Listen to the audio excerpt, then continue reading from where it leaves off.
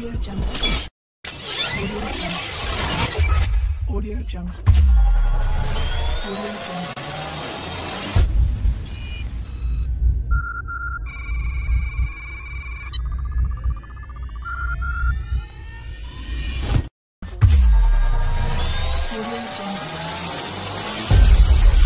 Audio Jungle.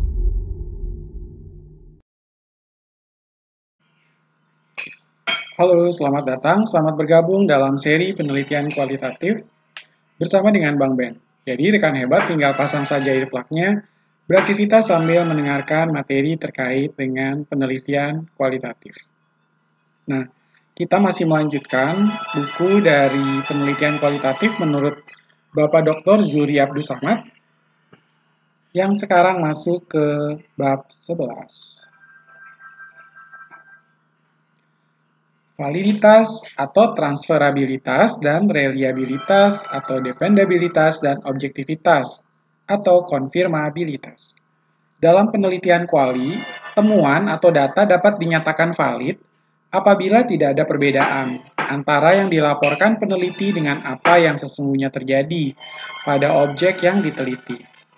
Tetapi perlu diketahui bahwa kebenaran realitas data menurut penelitian kuali tidak bersifat tunggal, tetapi jamak dan tergantung pada konstruksi manusia, dibentuk dalam diri seorang sebagai hasil proses mental tiap individu dengan berbagai latar belakangnya.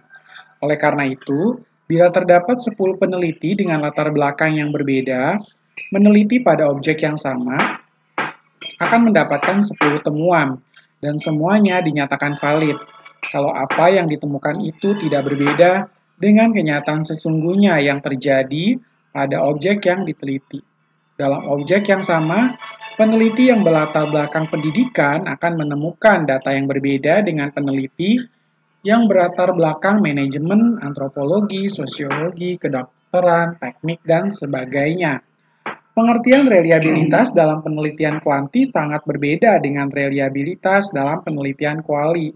Hal ini terjadi karena terdapat perbedaan paradigma dalam melihat realitas. Menurut penelitian kuali, suatu realitas itu bersifat majemuk atau ganda, dinamis, atau selalu berubah sehingga tidak ada yang konsisten dan berulang seperti semula. Validitas atau transferabilitas. Dalam penelitian kuanti, konsep validitas mengacu pada upaya membuktikan bahwa apa yang ada di dunia, apa yang ada dalam dunia kenyataan, dan apakah penjelasan yang diberikan tentang dunia memang sesuai dengan yang sebenarnya ada atau terjadi. Dalam hal ini berlaku validitas internal, yaitu merupakan ukuran tentang kebenaran data yang diperoleh dengan instrumen, yakni apakah instrumen itu sungguh-sungguh mengukur variabel yang sebenarnya. Sementara itu, dalam penelitian naturalistik, validitas internal menggambarkan konsep peneliti dengan konsep yang ada pada partisipan.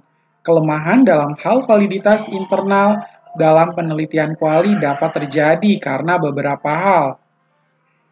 Perubahan waktu, situasi, dan pematangan. Oleh karena penelitian kadang berlangsung lama, maka bisa jadi telah terjadi perubahan situasi.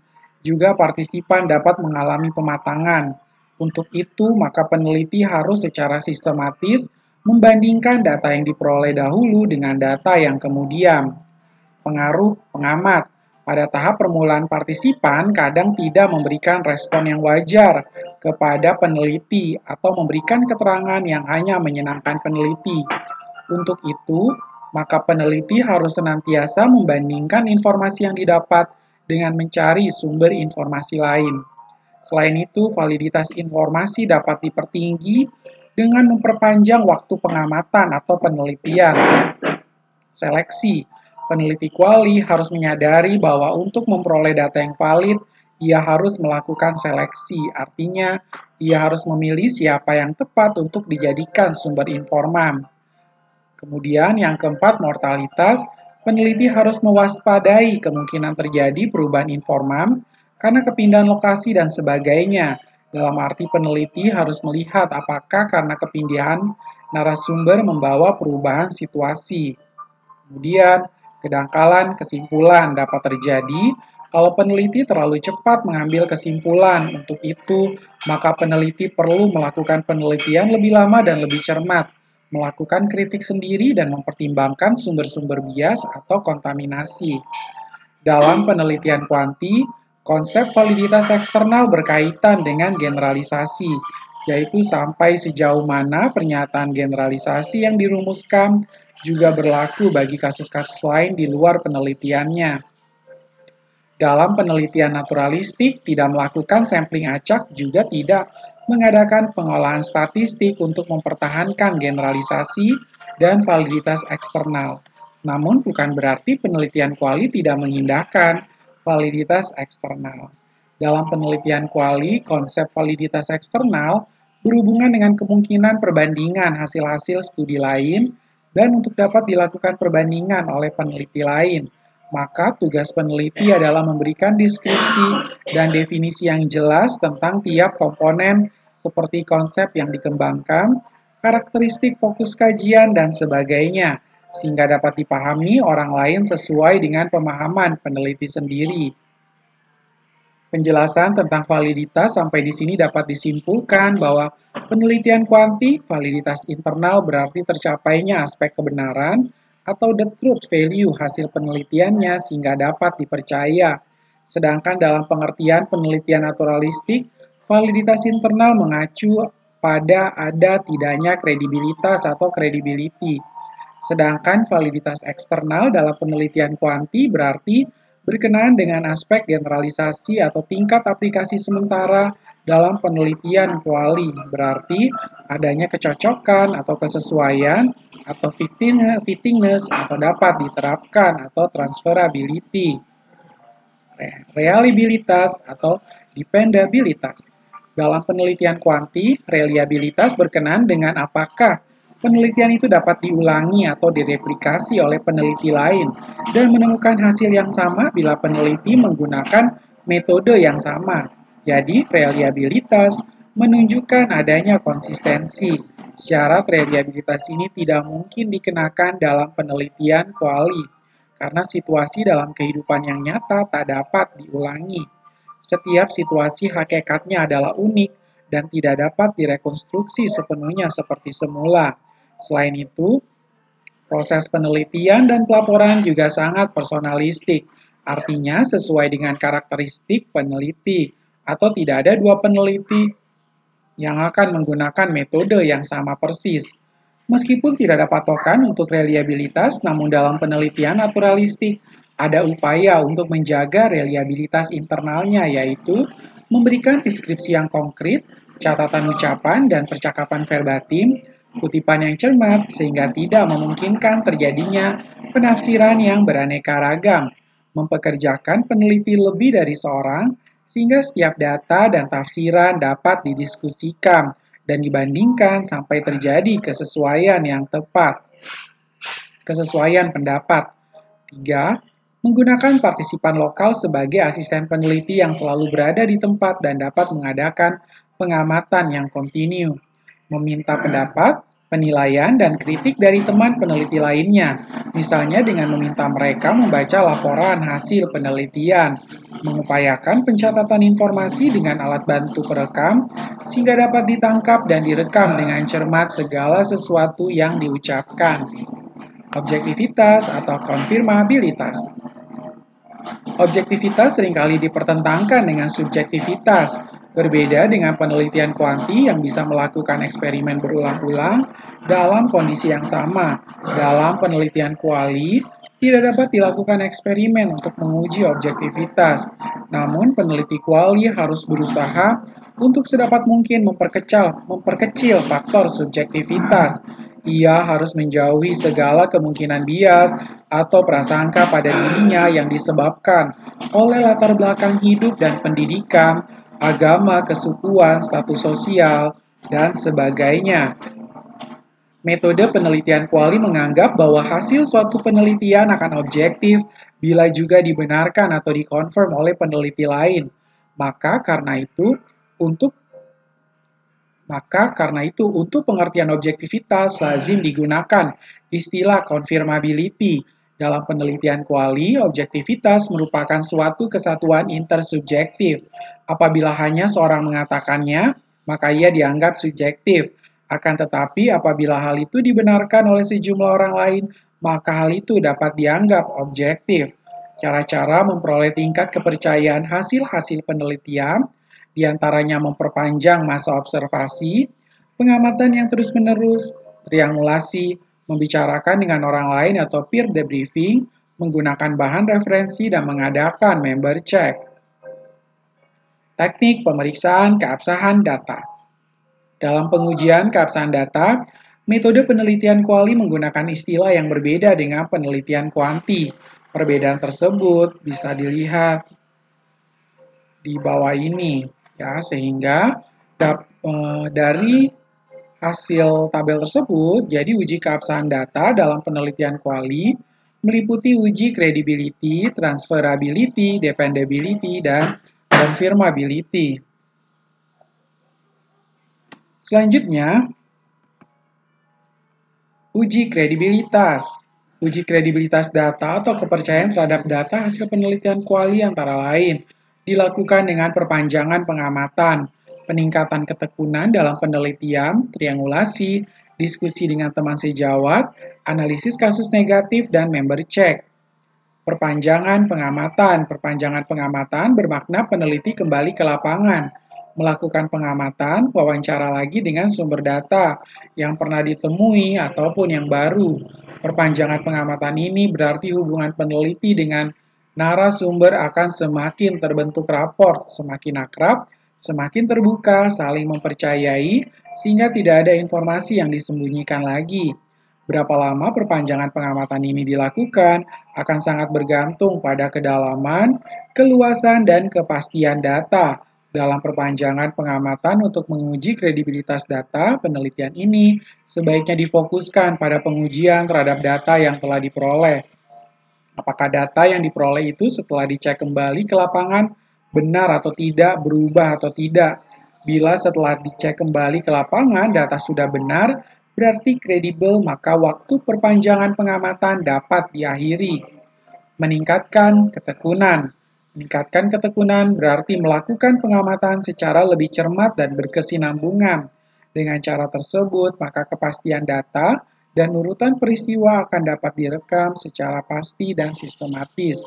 Sebagai bekal peneliti untuk meningkatkan ketekunan adalah dengan cara membaca berbagai referensi, buku maupun hasil penelitian atau dokumentasi yang terkait dengan temuan yang diteliti. Dengan membaca wawasan peneliti akan semakin luas dan tajam, sehingga dapat digunakan untuk memeriksa data yang ditemukan itu benar, dipercaya atau tidak. Triangulasi.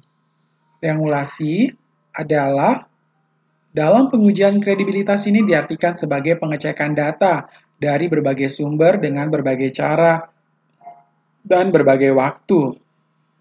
Ada atasan teman, bawahan, triangulasi sumber data, wawancara, observasi, kuesioner dokumen, pagi, sore, pagi, siang, sore, triangulasi waktu pengumpulan data. Kita akan lihat yang pertama, triangulasi sumber. Triangulasi sumber untuk menguji kredibilitas data yang dilakukan dengan cara mengecek data yang telah diperoleh melalui beberapa sumber. Sebagai contoh, untuk menguji kredibilitas data tentang gaya kepemimpinan seseorang, maka pengumpulan dan pengujian data yang telah diperoleh dilakukan ke bawahan yang dipimpin, ke atasan yang menugasi, dan ke teman kerja yang merupakan kelompok kerjasama. Data dari ketiga sumber tersebut tidak bisa dirata-ratakan seperti dalam penelitian kuanti, tetapi dideskripsikan, dikategorisasikan, mana pandangan yang sama, yang berbeda, dan mana spesifik dari tiga sumber data tersebut. Yang kedua adalah triangulasi teknik. Triangulasi teknik untuk menguji kredibilitas data yang dilakukan dengan cara mengecek data kepada sumber yang sama dengan teknik yang berbeda. Misalnya data diperoleh dengan wawancara, lalu dicek dengan observasi, dokumentasi, atau kuesioner. Bila dengan tiga teknik pengujian kredibilitas data tersebut menghasilkan data yang berbeda-beda, maka peneliti melakukan diskusi lebih lanjut kepada sumber data yang bersangkutan atau yang lain untuk memastikan data mana yang dianggap benar atau mungkin semuanya benar karena sudut pandangnya berbeda-beda. Triangulasi waktu.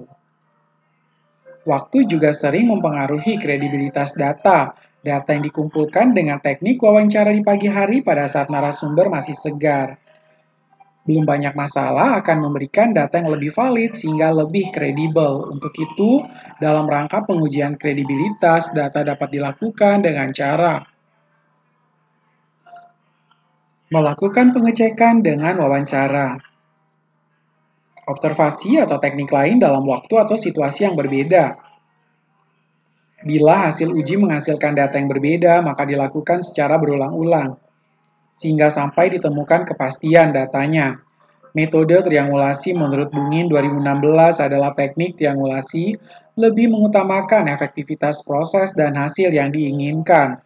Oleh karena itu, triangulasi dapat dilakukan dengan menguji apakah proses dan hasil metode yang digunakan sudah berjalan dengan baik. Seperti umpamanya peneliti menggunakan wawancara mendalam dan observasi partisipasi untuk pengumpulan data. Pastikan apakah setiap hari telah terhimpun catatan harian wawancara dengan informan serta catatan harian observasi. Kedua, setelah itu dilakukan uji silang terhadap materi catatan-catatan harian itu untuk memastikan tidak ada informasi yang bertentangan antara catatan harian wawancara dan catatan harian observasi. Apabila ternyata antara catatan harian kedua metode ada yang tidak relevan, peneliti harus menginformasikan perbedaan itu kepada informan. Hasil konfirmasi itu perlu diuji lagi dengan informasi-informasi sebelumnya karena bisa jadi hasil konfirmasi itu bertentangan dengan informasi yang telah dihimpun sebelumnya dari informan atau dari sumber-sumber lain. Apabila ada yang berbeda, penelitian terus menelusuri perbedaan-perbedaan itu sampai penelitian menemukan sumber perbedaan dan materi perbedaannya. Kemudian, dilakukan konfirmasi dengan informan dan sumber-sumber lain. Proses triangulasi tersebut di atas dilakukan terus-menerus sepanjang proses mengumpulkan data dan analisis data, sampai suatu saat peneliti yakin bahwa sudah tidak ada lagi perbedaan-perbedaan dan tidak ada lagi yang perlu dikonfirmasikan kepada informan. Triangulasi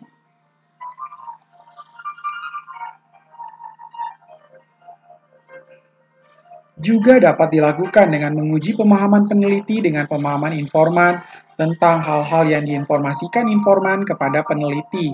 Hal ini perlu dilakukan mengingat dalam penelitian kuali persoalan pemahaman makna suatu hal bisa jadi berbeda antara satu dan yang lainnya.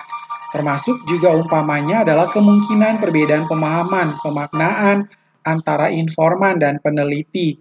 Sebagai contoh, soal pemaknaan pada daerah-daerah tertentu Indonesia secara budaya tidak memiliki perbendaharaan kata warna hijau.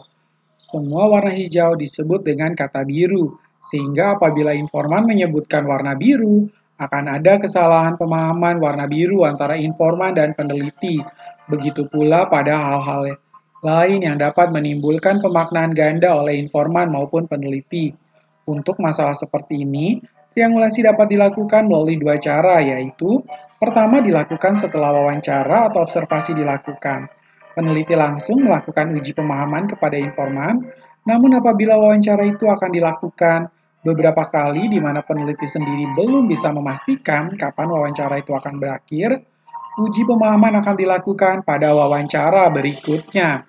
Uji pemahaman dapat dilakukan di akhir penelitian ketika semua informan sudah dipresentasikan dalam draft laporan. Kemudian, sebelum hasil penelitian itu dipublikasikan, peneliti dapat meminta informan untuk membaca kembali draft laporan penelitian tersebut. Langkah yang terakhir ini biasanya yang paling komprehensif bagi informan untuk menguji apakah semua informasi yang diberikan dipahami secara benar oleh peneliti berdasarkan apa yang dimaksudkan pula oleh informan. Langkah yang terakhir ini pula bermanfaat untuk mengkonfirmasikan berbagai informasi yang peneliti peroleh dari informan lain, bahkan sumber-sumber lain, karena bisa jadi pada tahap akhir semacam ini masih ada saja perbedaan-perbedaan informasi maupun pemaknaan informasi yang terjadi di antara kedua belah pihak. Apabila proses uji akhir ini dilakukan tanpa komplain dan komentar dari informan, maka draft laporan sudah dapat dipresentasikan. Namun apabila ada komplain dan komentar dari informan, peneliti harus menelusuri komplain dan komentar itu. Peneliti berkewajiban mencari makna Pagi-pagi ngurusin family.